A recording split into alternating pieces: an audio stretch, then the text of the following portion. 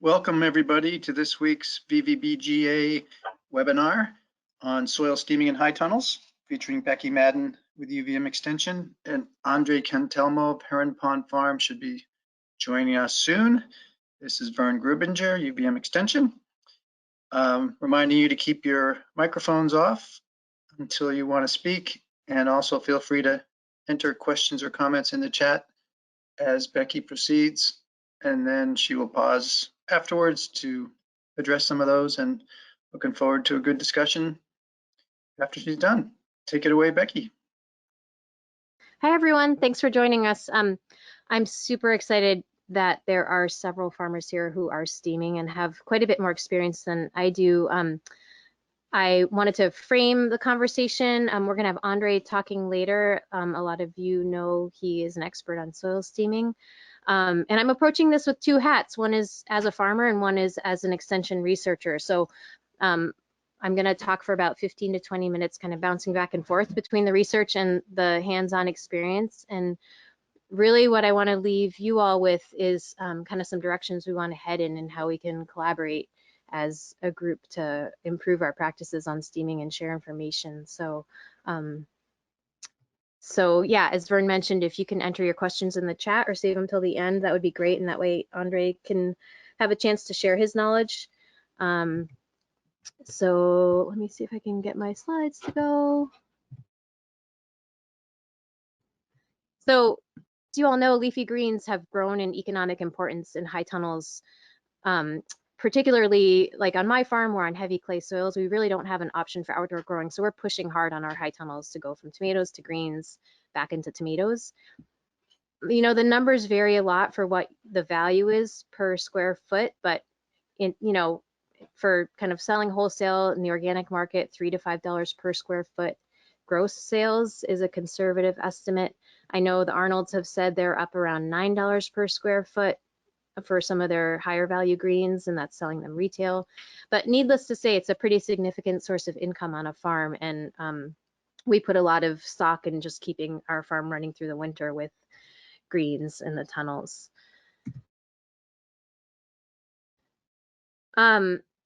And I remember many of you at the veg and berry growers meeting several years ago when Krista from Jericho Settlers got up, and I remember her talking about how she was trying to market chickweed as an edible weed and what a problem it was. And I remember kind of scratching my head and being like, wow, I really haven't seen this before in greens. And then Andre, maybe a year or two later, gave his talk on soil steaming. And again, I was like, wow, this is a big deal.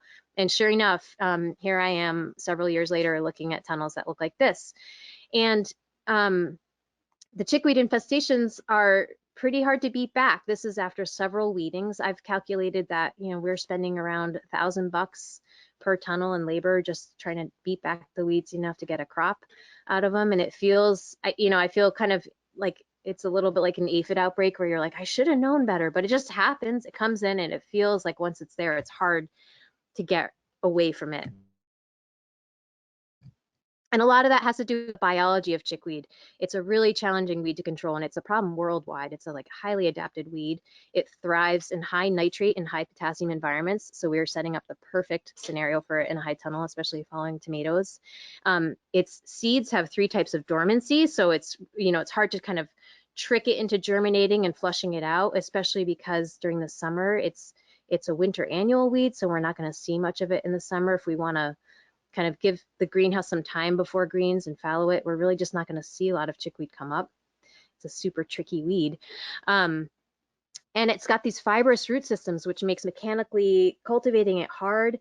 For conventional growers, there's actually not a lot of herbicides that are labeled for vegetable production that would knock back chickweed. And its seed production is phenomenal. It's the literature gives it anywhere from 2,500 to 25,000 seeds per plant. And what's especially tricky about it is that its flowers, it's self-pollinated, but has those, I'm not going to say this right, but cleistogamous or cleistogamous flowers, means they never actually open. So in the winter, they're not always actively flowering. You might not ever see a flower on it, and it's setting seed in that little green capsule. So all that's to say, it's a really, really hard weed to manage. The literature I've read also says you what you're seeing is about 6% of the viable seeds that are germinating. So when I'm looking at a tunnel like this, 90 seeds haven't even popped yet. So it seems kind of fruitless. So, right, you just want to get rid of it. This is a couple weeks ago. This is what our weed seed bank looked like after ripping out tomatoes in a very light tillage. And again, like with a lot of weeds, if you have landscape fabric down during the season, you're able to flush them out and manage them and then pop in the greens, and weeds don't seem to be too much of an issue. But chickweed is the exception to that. It really takes advantage of the environment right after you pull up the landscape fabric. So, mechanical controls, again, it's really hard because of that fibrous root system. It tends to re-root really easily if you leave it on the soil afterwards. And it also kind of roots down off of the stems, so it forms kind of a horrible mat. This is embarrassing, but this is our tunnel at the end of last spring, hand weeding it out, and he's shaking the seeds all over the surface, I'm sure. But this is, again, after several weedings, we tried to establish our crop, got some harvests off of it, and boom, there's the chickweed. So, and I know Andre's going to talk a little more about his experiments of solarizing. I haven't tried it, but it is an option. The limitations of it are climate and the amount of time it takes to solarize. So it is possible. They have done it in Maine. You want to get your soil to about 50 degrees centigrade, which I think is about 110 degrees Fahrenheit. So it's possible, but not really feasible, at least with, on our farm, we have a pretty tight window of flipping into greens from tomatoes. So here we are. We finally jumped in to buying a soil steamer. And, just like for research purposes, I received a specialty crop block grant. Vernon and I received a specialty crop block grant through UVM Extension to pay for my time addressing the research questions, and the farm bought the steamer. So we're jumping into it.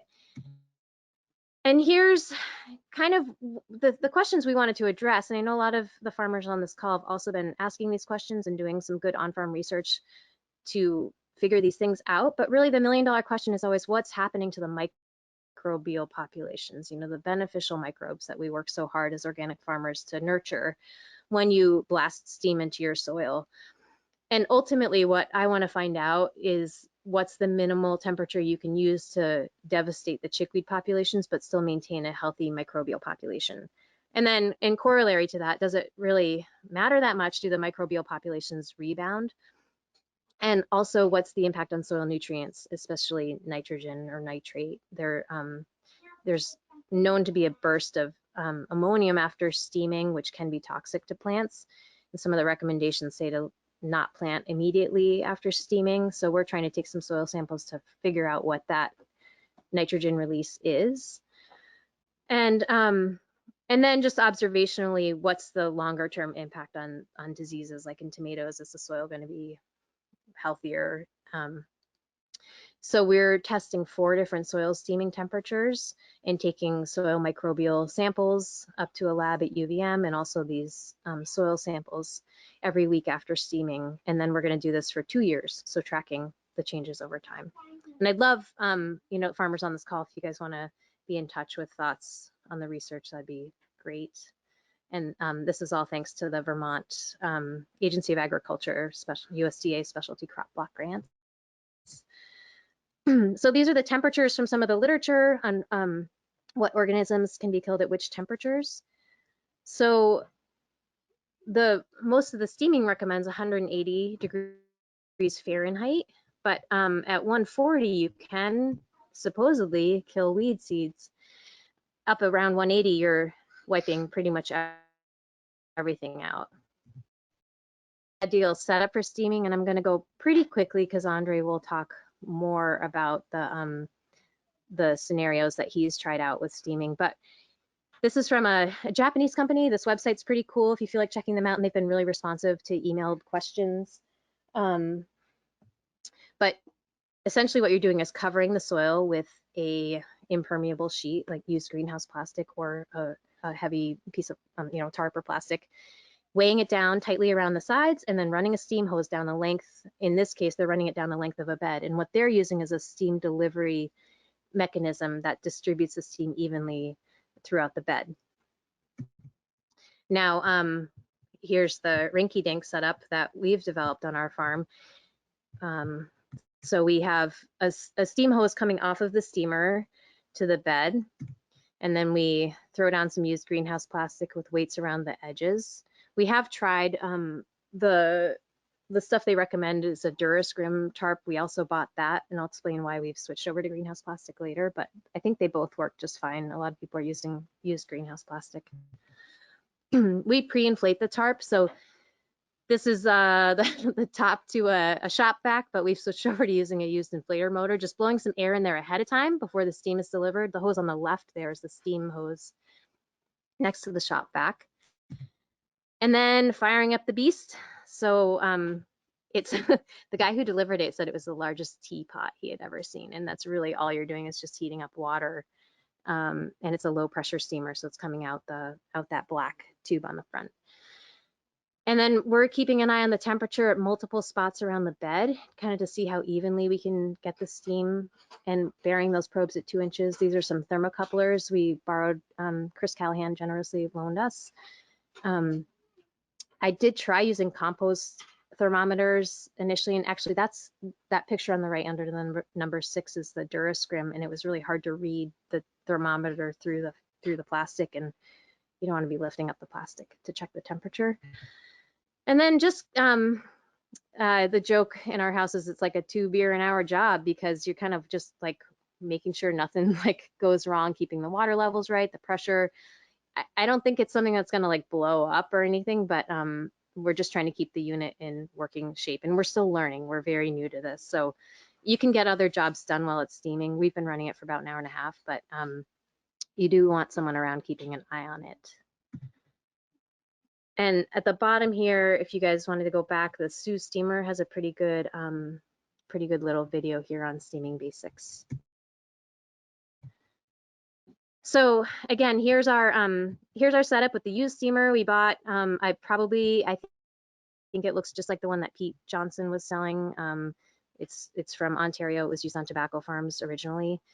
And then the used greenhouse plastic, and then our this will make all of your time worth it, hopefully, is using this dental sterilization tubing. It's really cheap, and it helps weigh down the edges. And if you are looking for a way to deliver the steam down the bed, that's an $8 replacement for something that the Japanese company was selling for $200, and it's the same thing. And then I just wanted to show what we've spent on the unit. Again, this is a used steamer. I think Andre will tell you better than I can. New ones are, I think, around 20 to 30 grand, but it could be wrong. I'm guessing it, hoping it'll last us 10 years, and we can use it on 5 tunnels a year, which puts it at about $127 per tunnel. I might be optimistic. We have really hard water, so we're like, oh no. And then fuel, we're paying $2 a gallon right now. We're using about 3 gallons an hour. So crunching down the numbers on the time we're standing around pulling other weeds or drinking a beer, whatever, is $144 per tunnel.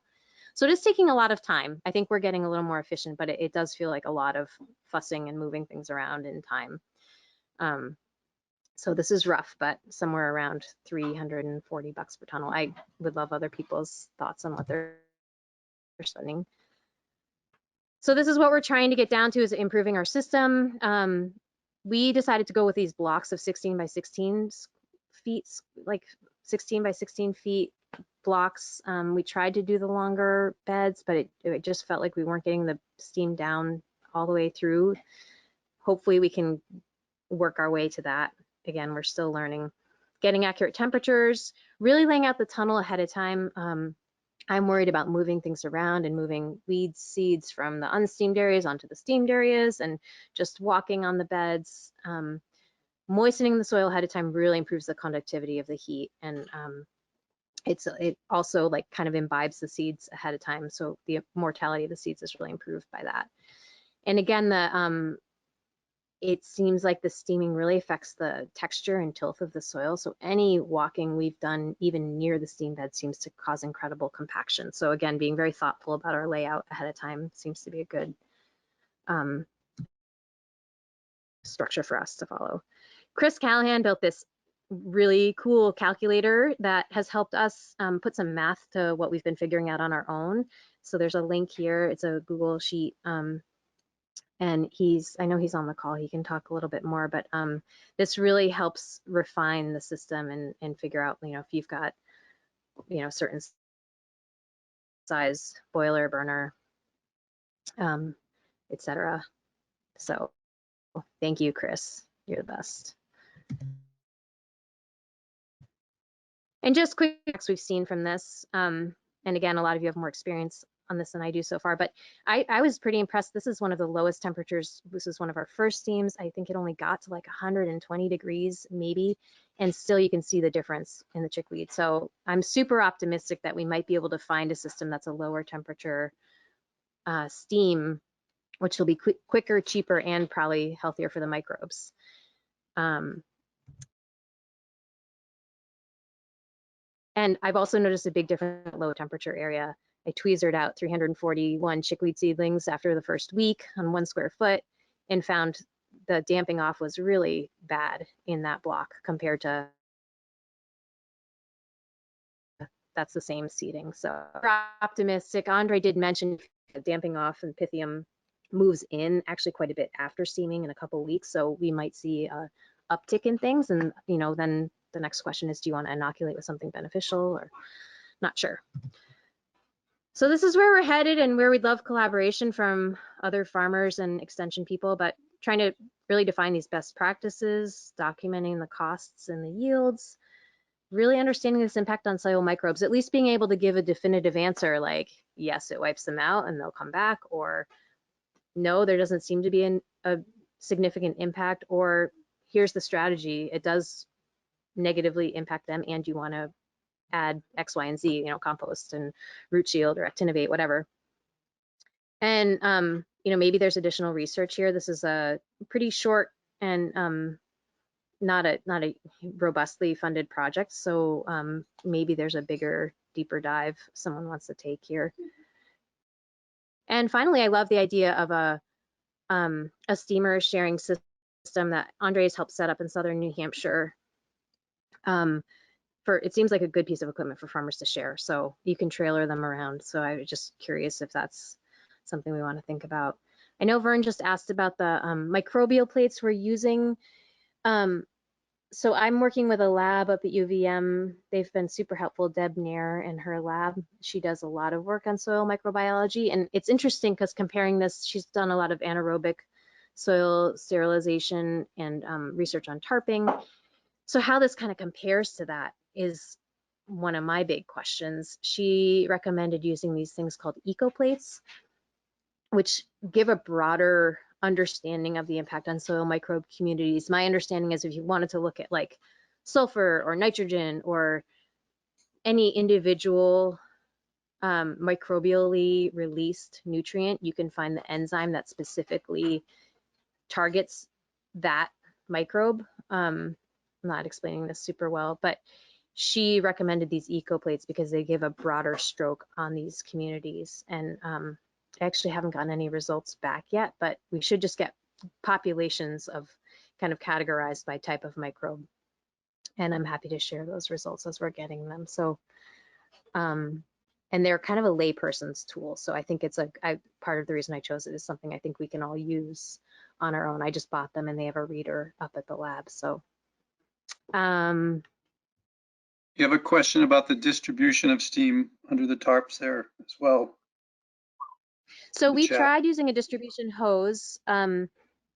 We tried, I showed a picture of that dental sterilization tubing. The guys in Japan use the same exact thing. It's a polyethylene tube that's perforated that goes down the length of the bed. I also found somebody in Denver who makes a canvas steam distribution hose. That was super expensive. So we bought this dental stuff and hole punched it and rolled it out and ran the steam through it. And we just felt like there wasn't enough pressure from the steamer to distribute it evenly because you're trying to like kind of blow it out those little holes. I'd love to use it because I think it would be a more precise system, but we went back to just blowing the steam under these square tarps. Oh, so Curtis said he's using the canvas one from Sue. So yeah, people are using the sleeve hoses. I would love to, maybe we should go back to trying it. We've gotten better burner efficiency thanks to some of Chris's help on our steamer. We changed the burner, we changed the output, so maybe we should try it again. Are there any other questions? Jennifer says she's using a nylon hydraulic sleeve hose. That's different than what you just showed, right? I think so. One thing, I don't know if I was being paranoid, but I also was worried about something that was gonna like put any polymers or anything like off-gassy, plasticky stuff into the soil. So that was part of my reason too for choosing I would have loved the canvas actually. I thought that was a really great option, but the dental sterilization tubing too, I thought would be a little like less yucky, but maybe I'm just being excessively worried about those sorts of things. Well, thanks, Becky. Really great info. It's a small enough group. I think you could unmute and ask a question, or feel free to continue typing in the text. I know Curtis is here. He's doing a SARE grant on some of this, and he's been really helpful to me with this project, and anyone else who wants to. Curtis, do you want to chime in and describe your project? Sure. Can you guys hear me now? Yes. Yeah. Okay. Yeah, I mean, it's not much different than what Becky's doing. She's doing a lot more quantitative study. We've been at it now for a little over a year. We bought our steamer from Pete up in Vermont. It looks identical to the one that Becky has. I imagine same manufacturer, if not all the same pieces and parts. I'm really interested in hearing a little more about that more efficient burner, because I think that's a big space for improvement there. But after about a year, our results are, astonishing in terms of weed control. We do go for a pretty high temperature. One of the things I'm really excited to see come out of this study is best practice there, because we are aiming for 170 to 180, because as Becky said, that's kind of what the literature indicates. But then again, that's not necessarily what my experience has indicated either. I know there have been times when we haven't hit that temperature and we still seem to get very good weed control. Another thing I'll point out is that the weed control to us was actually a secondary consideration. We originally thought that we originally bought the steamer because we were trying to get rid of sclerotinia, which is lettuce drop. And I don't know if that's a big issue for you guys in the Northeast, but for us in the Midwest, it's kind of a nightmare scenario where in the typical high tunnel conditions of the winter and early spring, we're sometimes losing as much as 50% of our head lettuce to this fungus. And so that has been really effective. We've had pretty much zero lettuce drop or sclerotinia in beds that we've steamed, as long as we don't get too deep into the soil. So as long as we don't disturb things too much in transplanting or seeding. And then that too deep seems to be about anything deeper than about 2.5 inches, and we start to bring up other stuff, including some weed seeds as well. And that seems to be about how deep our temperature gets with the system we're using, which I'm interested in hearing. I know Andre has had some experience with trying to get the steam to go deeper. Other thing that I have unique to say, I guess, is, and maybe not unique, but it is, we also seem to see an increase in damp off and botrytis. Botrytis is kind of a new problem for us in the tunnels as of last year. And okay, I should clarify. We think it's a new problem. It does look a lot like lettuce drop or sclerotinia if you are used to seeing a lot of sclerotinia. So it's possible that we are just more tuned in now, and so we're noticing that it's not sclerotinia, that we are getting some botrytis. Still dramatically less. I mean, we're probably seeing like a 2% loss rate to this botrytis. But we do wonder if it is partly a result of sort of sterilizing the soil and now the opportunists like botrytis that are kind of ever present move in easily and take over. So, but otherwise, yeah, I concur with what Becky has said, which is the weed control is amazing. It's a huge time suck. But then again, I would rather be spending my time watching a steamer cook soil than working my way down, a spinach bed, weeding out chickweed that I know is going to come back in 2 or 3 weeks. So that's the takeaway from us. Great, That's thanks. awesome. Thanks.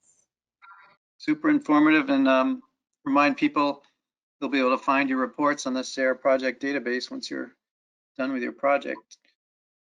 Skip, you have been steaming for a long time. Do you have anything to add to this conversation?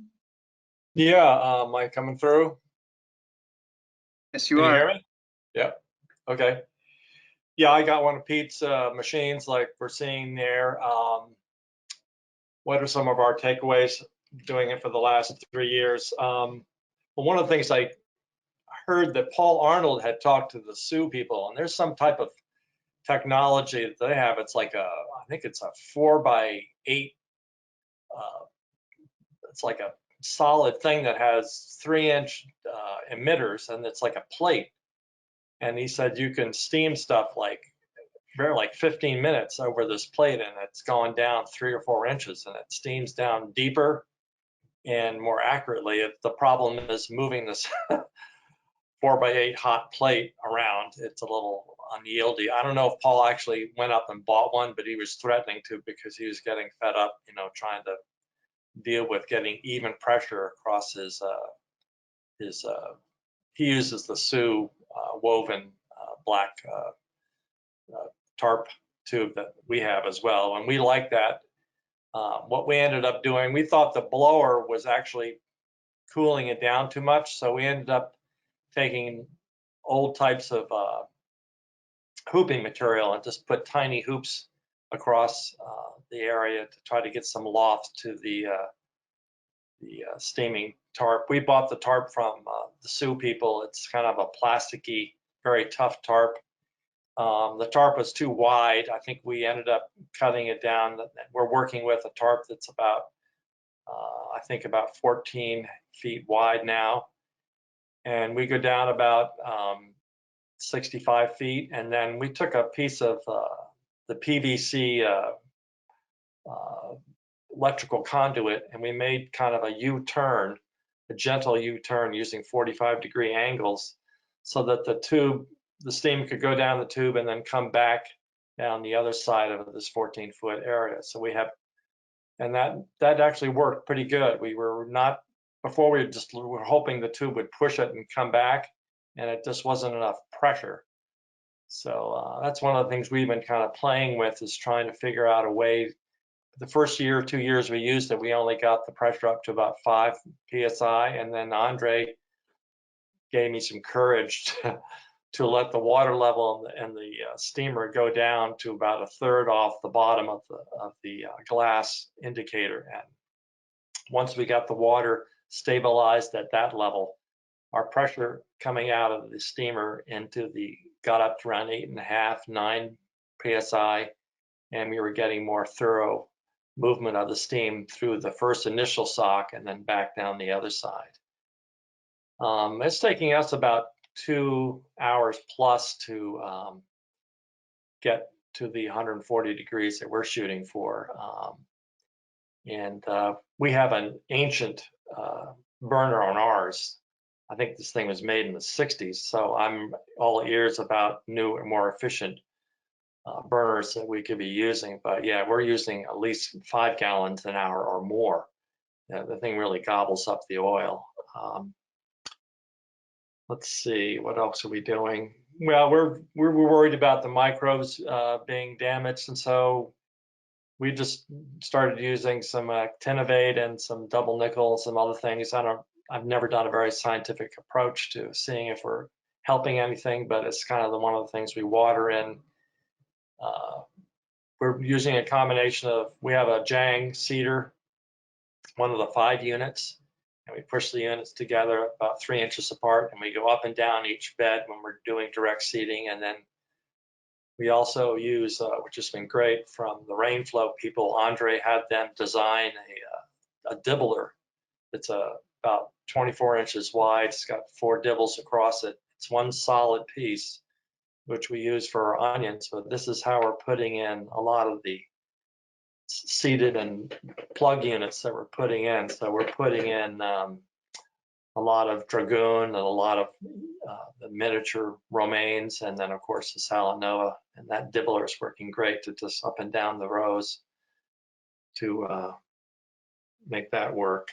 What else am I got to say? Our steamer, I'm encouraging everybody that has one of these to check your pressure relief valve. Probably replace it every 2 or 3 years. We've got hard water, and the thing kind of got jammed once, and somebody forgot to open up one valve, and the thing nearly blew its stack. So I'm a firm believer in making sure that pressure regulator is probably replaced every 3 years. It costs all of maybe $6, but we have heavy, lot of calcium in our water, so it plugs up things like that. I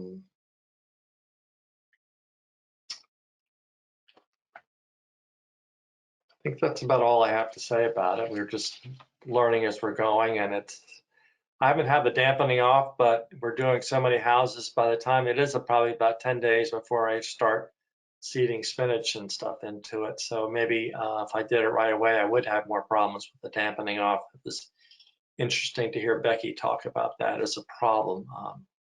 We haven't seen it yet, but we're using a combination of direct seeding, things like Yokatanah and other things into that soil, and then a combination of just plug production.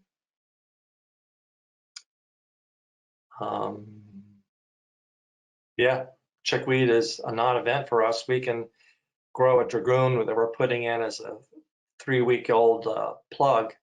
Getting that out in January, we just lightly scratch it with a rake and put in another set of Dragoon and get another crop coming out in March. And the chickweed has just not been happening. So it's been a great ultimate. I think it's very cost effective for it. We have about 14 greenhouses. We're moving it through as best we can. Biggest thing, it's the timing.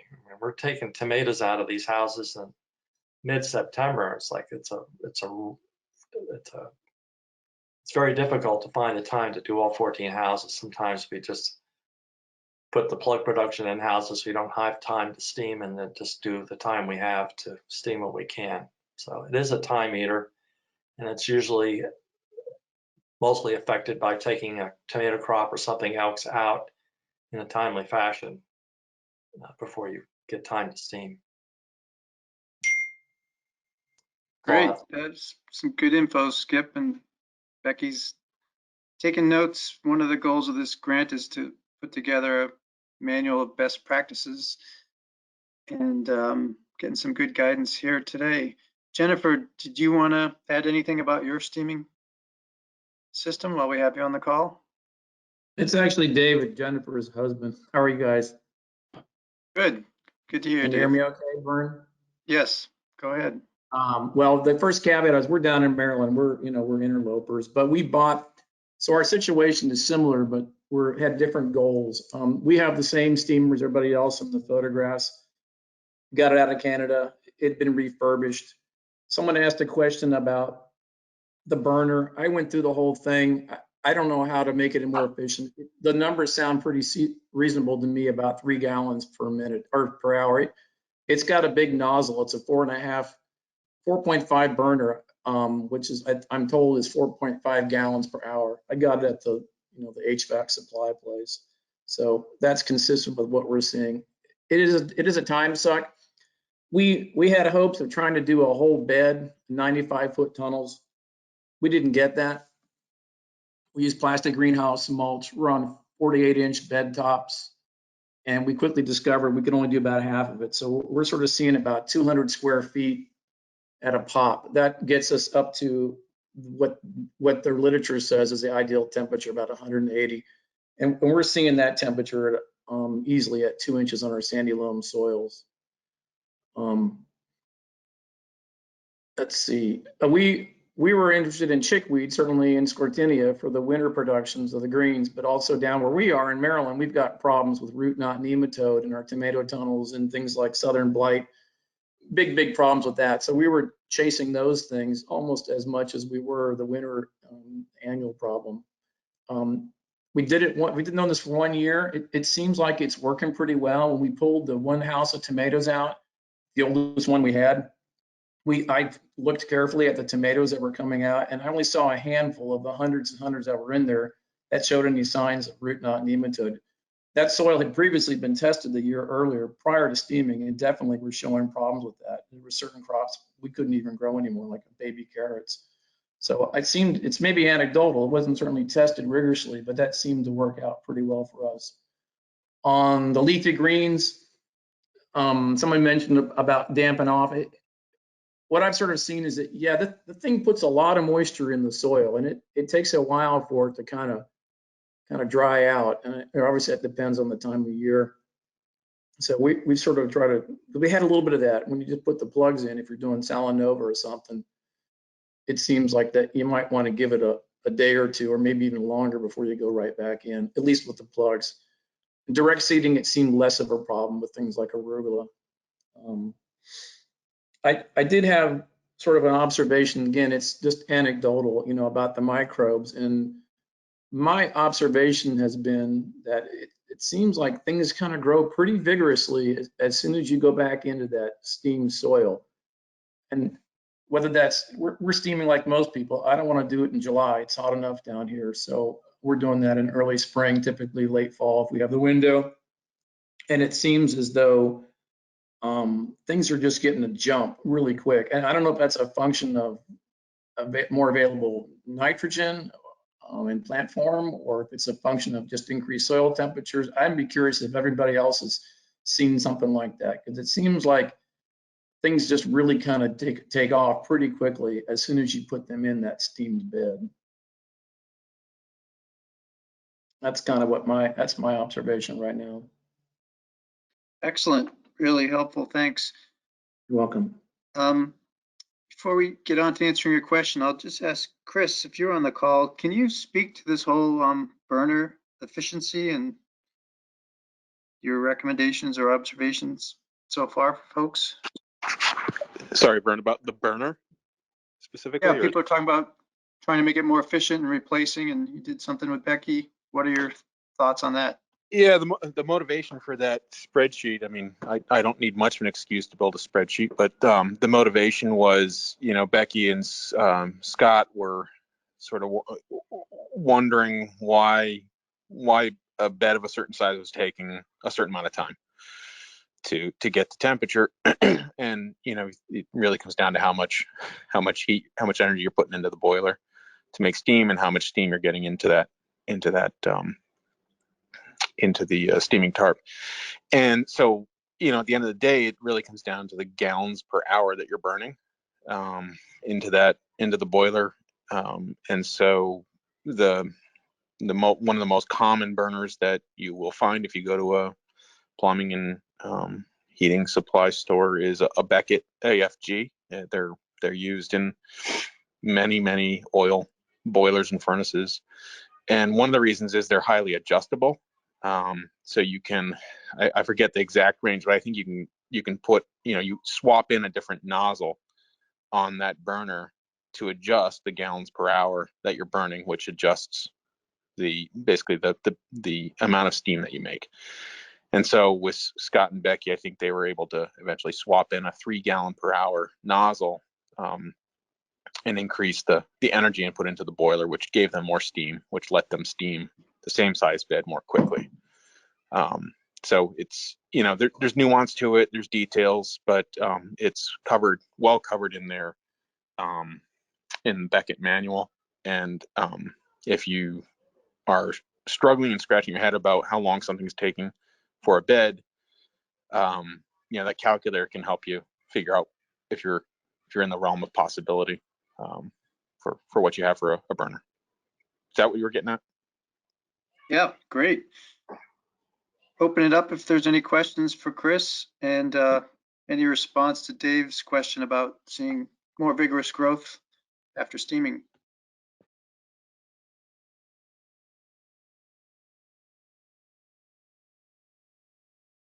This is Curtis Millsap again. I just will second that response seems to be consistent for us too. We seem to have a big growth response. And I think what makes sense to me is that we're killing off a whole bunch of biology and that's freeing up those nutrients. What would be interesting to know is how much that affects the next crop. And I guess that's kind of what I'm hoping Becky's research is going to show us is how quickly is that biology recovering. But I mean, pretty consistent that if you kill a whole bunch of, tillage is essentially doing the same thing.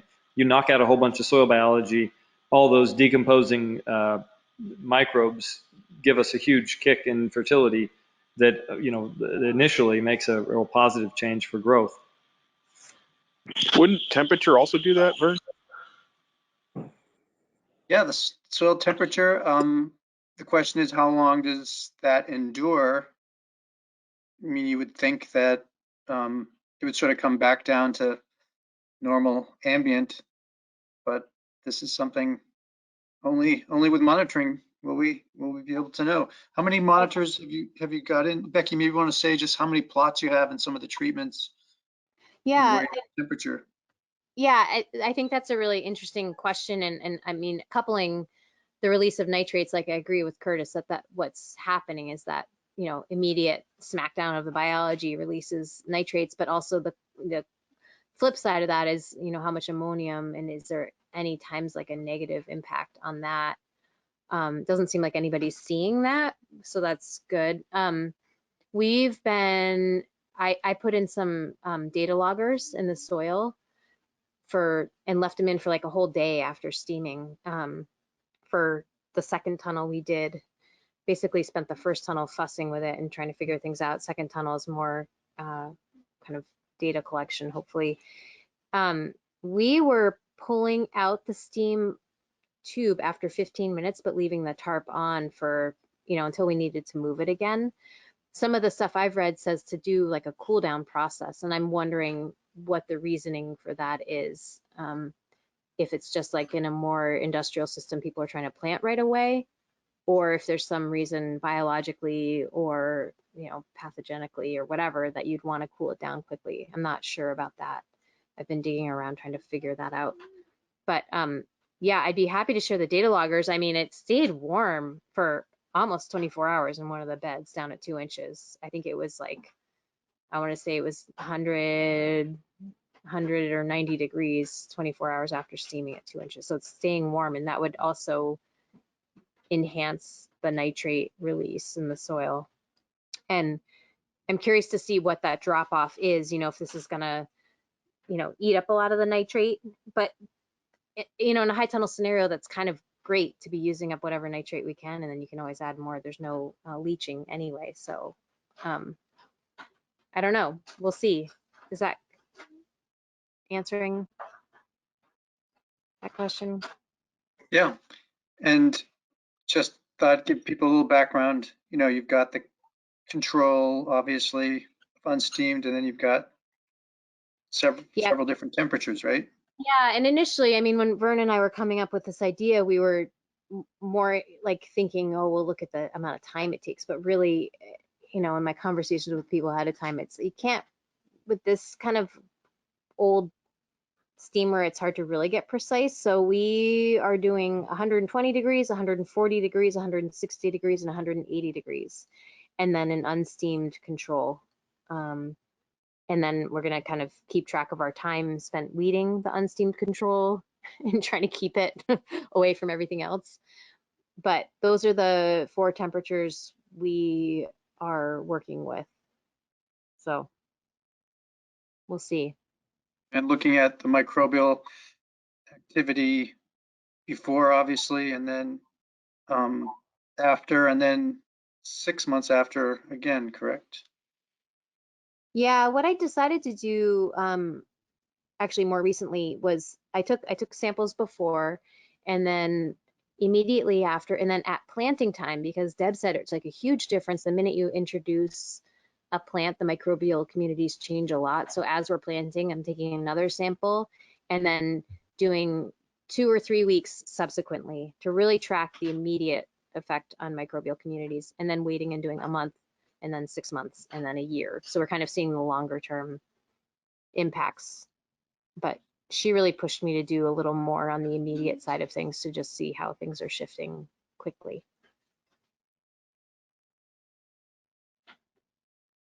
Great. I did Vern, one of text, the things, go ahead. one thing I wanted to comment on is that all the houses we have the best success with in winter growing, even before steaming or anything else, is our east-west oriented houses. The sun comes in and heats up the soil, and I think it activates the, the microbes and everything functioning a lot better in these east-west houses versus the older north-south oriented houses. And then also just how old the house is, how many years of active compost you've put in there is, I think, been helping us out. And certainly our houses that are 7 or 8 years old, they've got a certain level of organic matter that is, part of the engine driving the system. Yeah, and I wonder how that relates to the temperature and,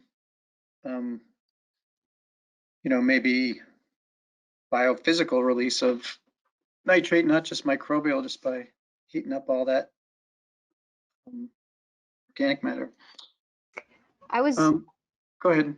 I wanted to ask too, I know Curtis put this in the chat, but if people are thinking they want to steam every year or should steam every year, I had been under the impression that it's like a once every 3-year thing for our needs in the Northeast, but maybe I'm misled in that. So I don't know, what are folks seeing out there?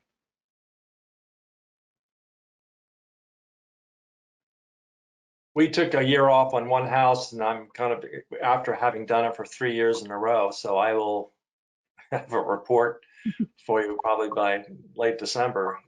See just how, and we're only rototilling we're doing in that house is with one of the, not the old fashioned rototiller, but the one that's made by BCS, kind of call it Power Vader.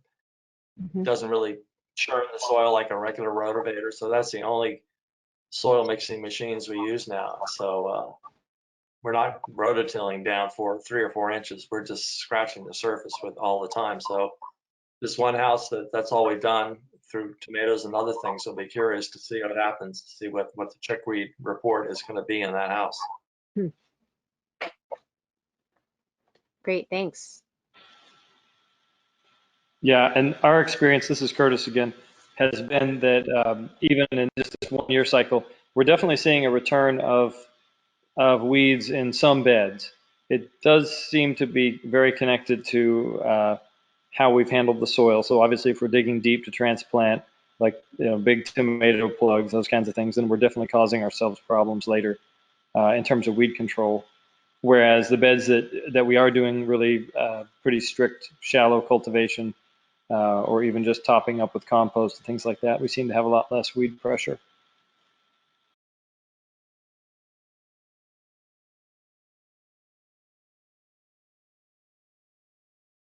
Yeah, I guess that's one of the things I've been thinking a lot about too, is what the kind of management is after steaming, if we're really have to focus on not disturbing the soil too much. Like we had just bought one of those zippers for transplanting that I really like, but I'm not sure we should use that where we've steamed. And then also, I'm wondering if we should not use our landscape fabric again from the tomatoes. If you guys are just using all sterile materials after steaming, if that's a concern.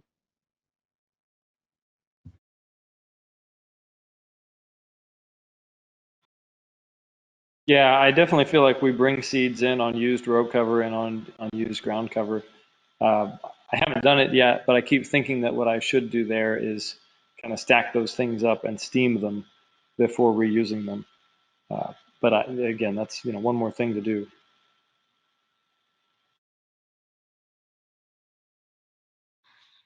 Becky mentioned that steamer sharing program just got funded in Southwest New Hampshire with a SARE partnership grant. Tasha, you're in New Hampshire. Have you heard any more details about that? Or Becky, did you hear from Andre anything else about how it works? I have not heard anything. Yeah, I don't know anything more than that they bought a really top-notch steamer from Sioux, and they got it on a good trailer, so they can just trailer the thing around on the road without having to load and unload it, which seems like a key factor in easy sharing. And it's a Cheshire County Conservation District, which has a lot of other equipment for sharing. So I assume it's gonna, they have a pretty slick system for reserving and moving equipment. I don't know exactly what the setup is, but I haven't seen it listed on their website yet. I think it's still in the works. Any final questions or comments in the few minutes we have left?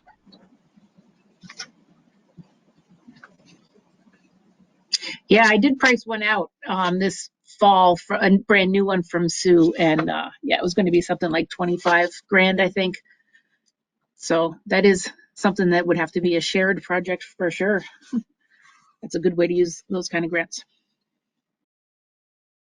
Does anybody have a sense of the lifespan of these units?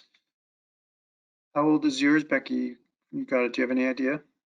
I think it's from the 50s or 60s, and the guy, I think it's the same dude who's doing all these and selling them through Pete. He retubes them, so he buys them from, they're sitting on the side of the roads at these old tobacco farms, and he said the tubes are the things that go on them.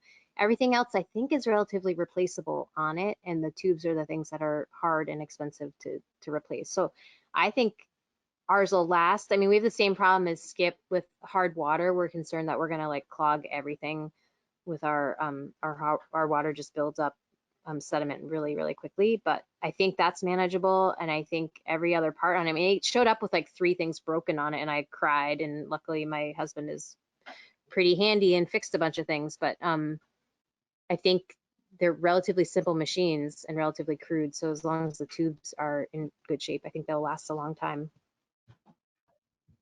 Does make me wonder about some kind of water filtration if you're trying to, or treatment for the hard water, if that's a concern. Yeah, we were just having that conversation the other day. I was trying to figure out if we want to soften it ahead of time or what, what's going to happen. The other thing, I'm sure all you guys know this, but we had a lot of warnings about freezing it. You really have to drain and open the valves when it's, the frosts. That'd be a problem. Yeah, and the whole hard water thing, we haven't explored this yet, but I know that in industrial systems, it's really common to descale these things. So there's got to be that technology out there and that knowledge base. We just have to kind of latch onto that and figure out how it's done. But they are, they're using a lot of industrial process, and in most of those cases, they're going to use some sort of descaling system, and they're going to do that on a regular maintenance basis, per hours of operation or something.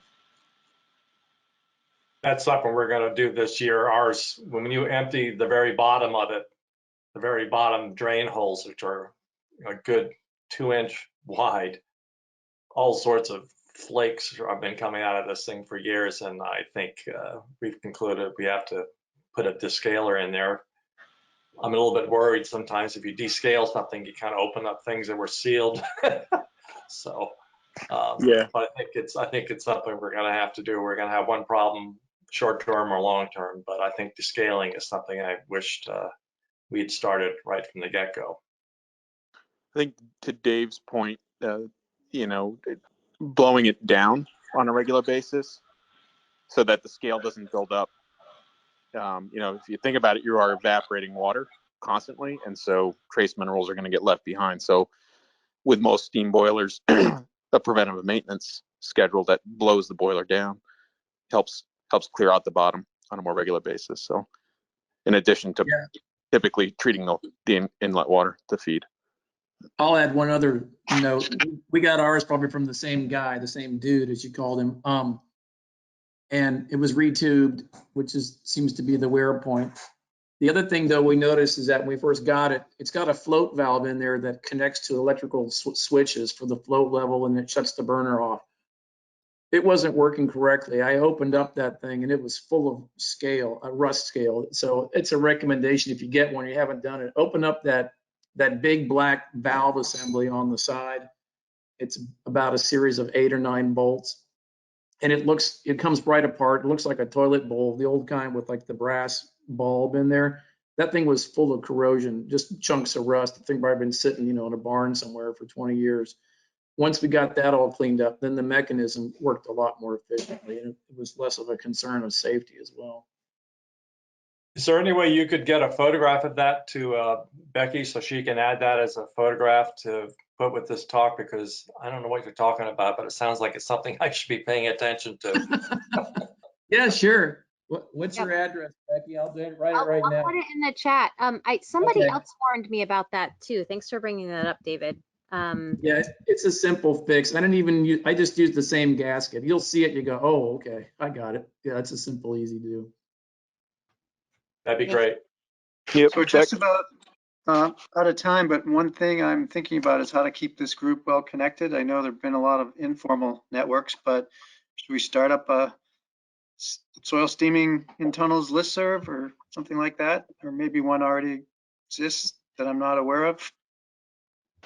I was going to suggest the same thing, Vern. I mean, we've done that with the AZS rinse conveyors too. Sort of started a users group that gets together occasionally and shares all the things you'd normally have in a user's manual. That'd be awesome. I know Paul Arnold would love to have probably been aware of this talk today. So there's about 3 or 4 other people I can think of that would definitely be into it. I'd be happy to organize something. I have been in touch with Paul. He was actually super helpful getting this going too. So yeah, I think I'll have everybody's addresses after this talk. And if you want to keep sharing information, that would be super. Okay, we can look into setting up a list on the UVM site or something like that. Chris, did you see that question from Steve asking about okay, great, see that. All right, everybody, well, we've hit the 1 o'clock mark, so thank you for a great presentation, Becky. Excellent discussion.